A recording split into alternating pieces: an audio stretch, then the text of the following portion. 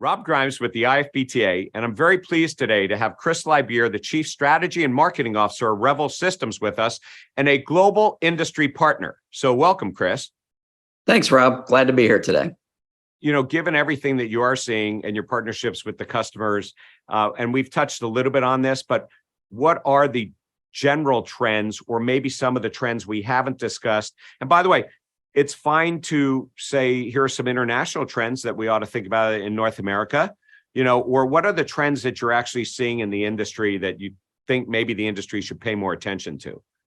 Yeah, I don't know that there's any that aren't at least getting talked about. The question is, how quickly is some of this stuff going to come to bear? So even the robotics one we talked about, I think, by the way, robots are pretty expensive right now. I think they can help, but I think there's going to be a cut-in period where the cost has got to come down. They have to get, more mainstream before you're going to see a lot of it.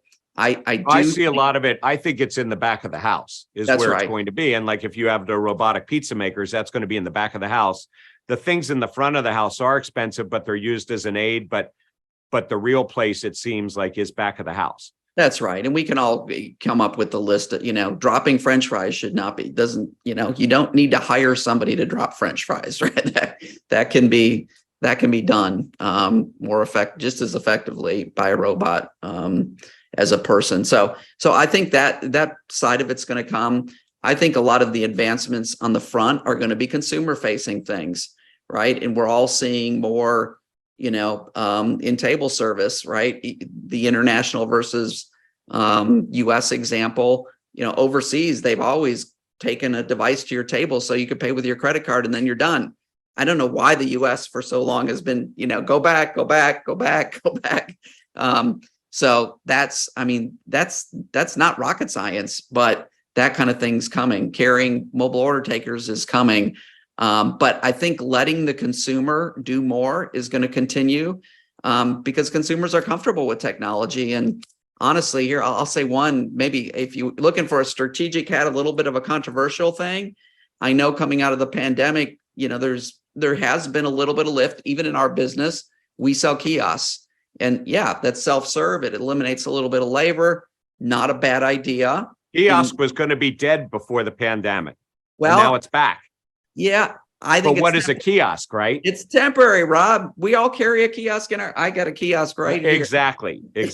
So I don't see that long. And honestly, I know McDonald's has put these huge things in that cost an enormous amount of money. I guess if you're McDonald's, maybe you can play that game, and they might have a constituency not yet comfortable enough to use their handheld kiosks. But I do think we're going to see consumers more and more, be part of the equation. So I think that's a big thing. But I'm going to go back to the thing I talked about that we're releasing right now, this order management system.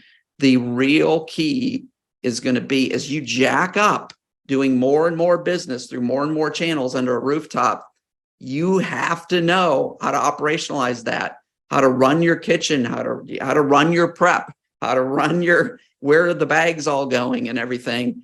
And that's so much harder than you think it is. This is not a month or two, we'll knock that out. Understanding all these channels, managing them, not letting a catering order slow down everything, else, but still being able to deliver it and make a ton of money on that day. That's the key. That's the key to the future. And this isn't super sexy. I know voice is sexy and robots are sexy, but that's the stuff that is going to make the restaurant sing and make a lot of money. So just to clarify this one little thing. So early on, you said something about a throttling. Right now, I talk to people about throttling all the time, not necessarily because of catering business going out or delivery, but throttling because of the online orders, especially in the fast casual. DoorDash is bearing you, yeah. But you're not using the word throttling. You're using the word order management. So I'm going to infer, but I want to confirm with you that order management might imply that you may have a better way to avoid throttling because of how you're looking holistically at how the orders are coming in, making predictions, so that maybe the word isn't throttling to cut back on the sales coming in, but it's actually to better manage them. Very good. And I'll do an example or two to give people a flavor for this. To me, throttling, the simplest version, you know how most people throttle today without throttling? They turn off the turn it off. That's right. So then they forget to turn it back on. That's right. That's throttling step one. Throttling step two is, okay, let's be a little, let's actually time that better. No, they forget to turn it back on. Let's turn it back on when we can turn it back. That's throttling two. But the real throttling is not, what if you're going to get a caterer? What if the DoorDash order coming in is actually for a product that's already prepped and just has to be boxed and it doesn't even influence your kitchen? Why don't you let that one through? I mean, it's not as simple if you want to maximize your revenue as turning things on or off or whatever. There is a more, what if the menu, what if your own takeout menu adjusted at certain times to what was available? And you have to tell the consumer that, right? You don't want to confuse them. Like, why can't I get the whatever right now? But you could communicate and you could sell them the things that are available that won't block your kitchen, So those are just two examples. But my point is, and this goes back to the factory concept, there's multiple things being done in the kitchen. There's stuff that's easy to deliver, stuff that's hard, stuff that's got long lead times, stuff that's short. And all that has to be taken into account. But you want as much to go through there as possible. You want to sell as much of that as you can. And it isn't just a turn stuff on and off concept. So, right. And then it gets even more complicated, right? Labor, how much labor do you have? But you're putting a number of different things out there that, because you're looking at it differently and saying we need to build the tools to give the actionable information for people to use. I'm just sort of wondering if we use an analogy from the mainline, food service providers. You go to any one of their trade shows and they have a set of services. And when I was a restaurateur, they had a chef that they would send out to look at your menu, help you to come up with recipes, right, and analyze how your sales are, right? And even the Cokes and the Pepsis, do that kind of work where they will analyze your tickets, because what do they want? More things out.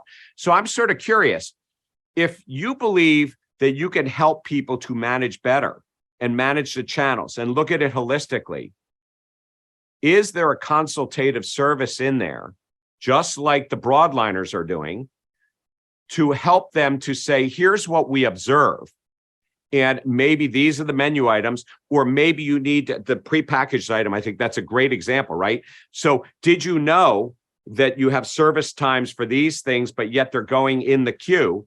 I mean, I'm learning from you right now on this, so I'm thinking this thing out, but it seems like there's that additional service that you could take the example of the broadliners who provide those services, to help people do the right recipes and foods, but apply it to the technology and analysis that you're doing. Yeah, no, I think I think that's a good idea, but I'll take it one step further, Rob. The consulting could accomplish that, but an even better solution is your AI actionable insights.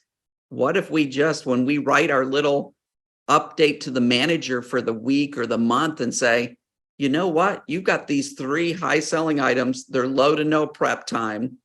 Recommendation, why don't you create a separate menu for that in your busiest times, when you can't afford to push the other stuff through, you're still delivering in plain English.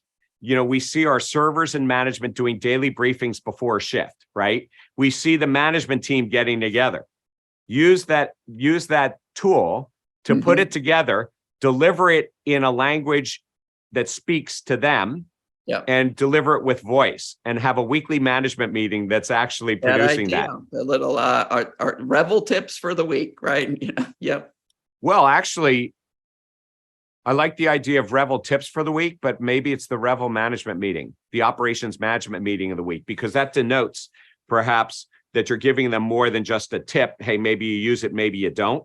Yeah. Maybe it's, the ROI for why they bought the system and why they teamed up with Revel in the first place. Yeah, exactly. And knowing some of your staff, there are a lot of people, not only who come with a background like you, that have a long background of technology in the industry, but you've got quite a few people on that staff that also come from long history of operations.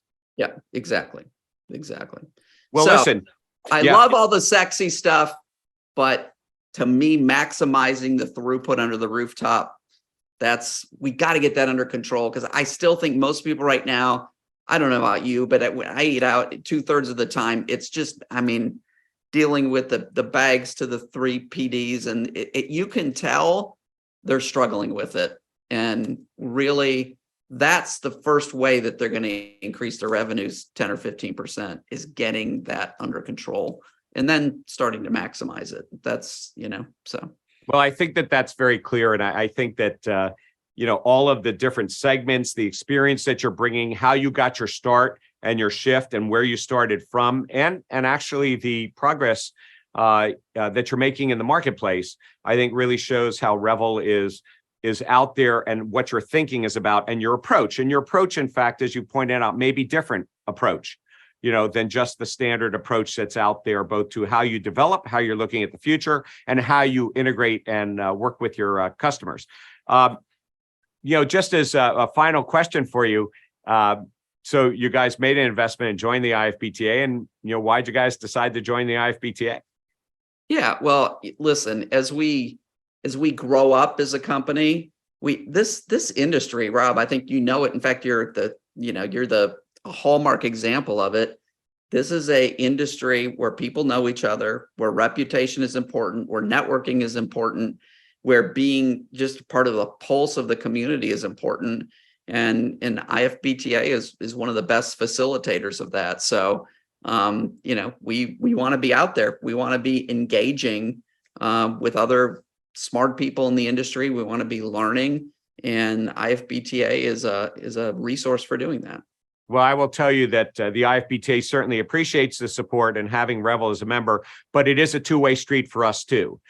Even on this particular recording, I've learned a number of things just in conversation, actually, and I've had several conversations with you over time. It's just interesting what you're coming up with, and it's that sharing of information as well. And certainly Revel has been a very good partner at sharing information, both at our chapter meetings, at the events, but also with me personally, because we're all sort of growing in this, and it's really one industry and marketplace. So we greatly appreciate that support and your membership. So, Chris Libier, the Chief Strategy and Marketing Officer of Revel Systems, a global industry partner of the IFBTA. And I just want to thank you for your support and also spending the time with me today, sharing strategy, marketing, vision, and just some chit chat in the industry. So thank you, Chris. Right. Thanks, Rob. Happy to do it. Have a great day.